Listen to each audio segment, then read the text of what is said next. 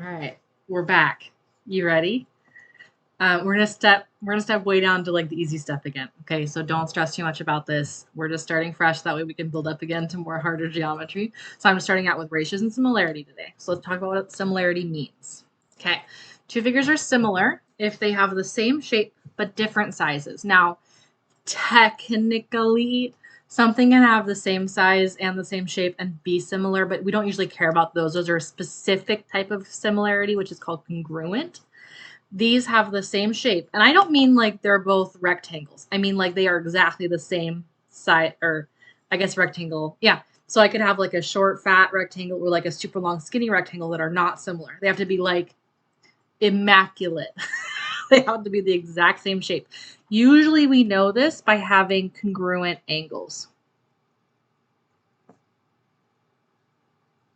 Okay. So they'll have congruent angles, but the sides will have some sort of ratio. So the sides will have, I shouldn't say this as I'm writing it, hold on.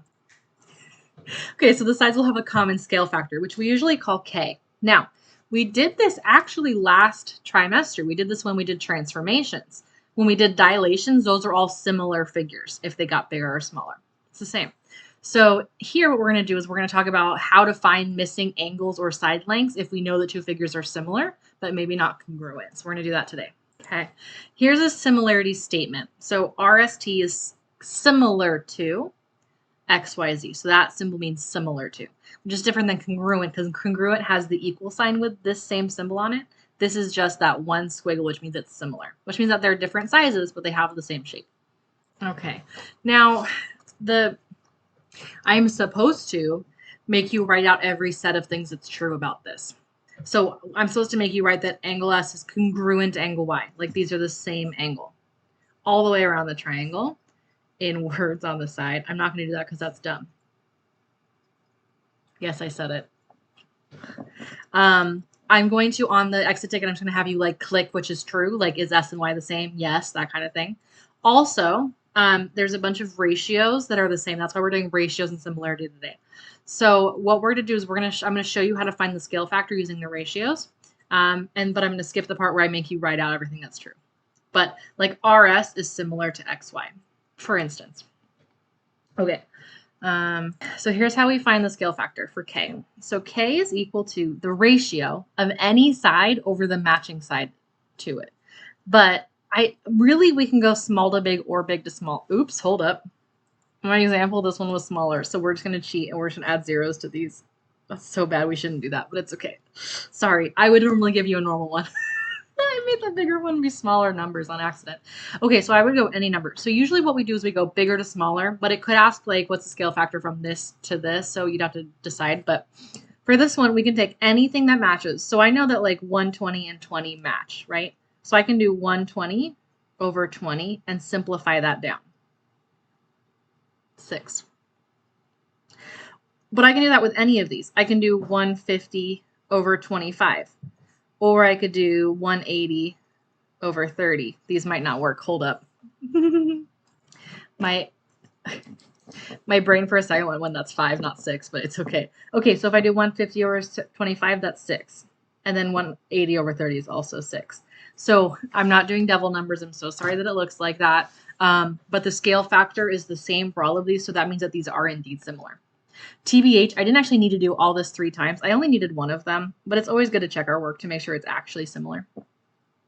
I could also go the other way. I could go from one to the other. So if I went, so this is big to, or small to big, right? If I multiply all these numbers by 6, I get all these numbers. So if I wanted big to small, I could do the same math backwards, or I could just do 1 over 6. It's the same. Okay. So if I wanted to go backwards, I would divide everything by 6 or multiply it by 1/6. It's the same.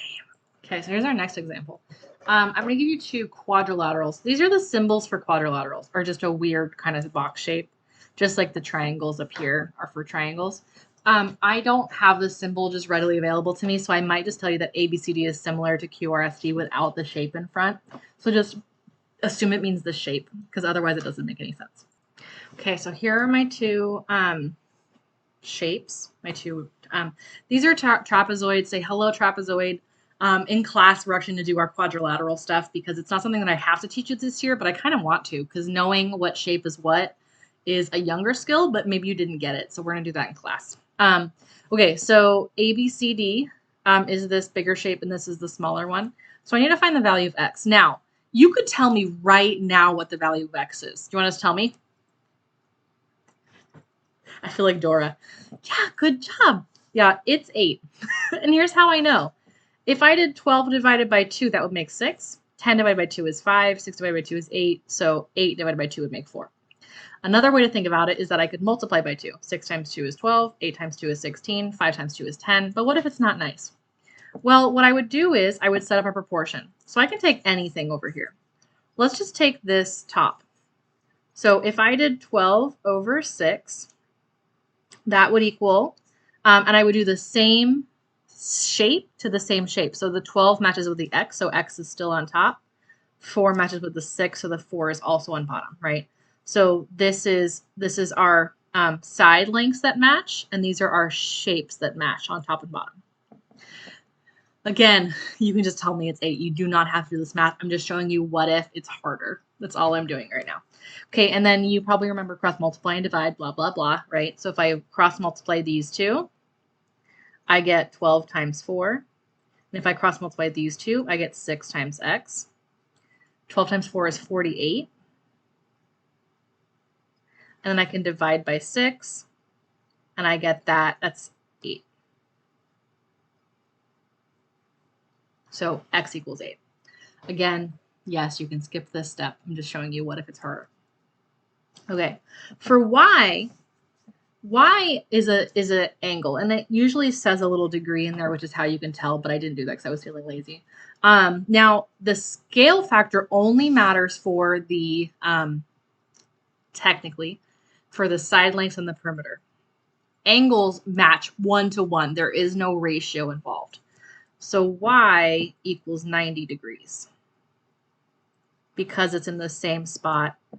I'll say since angle C is congruent to angle S. I'll just say that. Okay. Let's just do a little note here at the bottom. Let me write it and then I'll show you. Hope this makes sense. So scale factor is for side lengths and perimeter, not for angles. And area, just as an FYI, area scales by the scale factor squared. So if I knew the area of this one, I could find this one by dividing it by 4. So my scale factor here is 2. 2 squared is 4. So area is not scaled by the same as the scale factor. It's a scale factor squared, or k squared. And that's because I multiply it by both of these sides, and so it does that automatically.